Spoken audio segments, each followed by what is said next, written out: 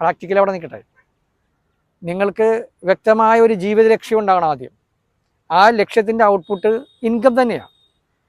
ഒരു കലാകാരനായാലും ബിസിനസ്സുകാരനായാലും എംപ്ലോയി ആയാലും ഇതിൽ നിന്നെല്ലാം നമുക്ക് കിട്ടുന്നൊരു മൂല്യം പണം തന്നെയാണ്. പക്ഷേ ആ പണം ഉണ്ടാക്കാൻ വേണ്ടിയിട്ടായിരിക്കരുത് നമ്മളത് സെറ്റ് ചെയ്യണത്. കാരണം നമ്മൾ ലൈഫ് ഗോൾ സെറ്റ് ചെയ്യുമ്പോൾ ആ ലൈഫ് ഗോളിലോട്ട് നമ്മൾ സഞ്ചരിക്കുന്നത് പണം അച്ചീവ് ചെയ്തുകൊണ്ട് തന്നെയായിരിക്കും.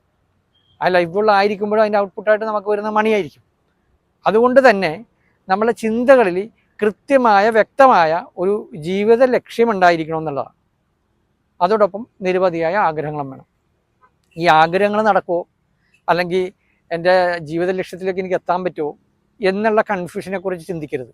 ഇതെല്ലാം സാധിക്കുമെന്നും പ്ലെൻറ്റി ഓഫ് മണി എന്നിലേക്ക് വരുമെന്നും മാത്രം വിശ്വസിക്കുക. ഒരുപക്ഷെ ഞാനിത് പറയുമ്പോൾ നിങ്ങളിതെല്ലാം മനസ്സിൽ പറയണതിൻ്റെ ആ സാഹചര്യത്തിൽ നിങ്ങൾക്ക് ചിലപ്പോൾ ബാധ്യത ഉണ്ടാവും, കടബാധ്യത ഉണ്ടാവും.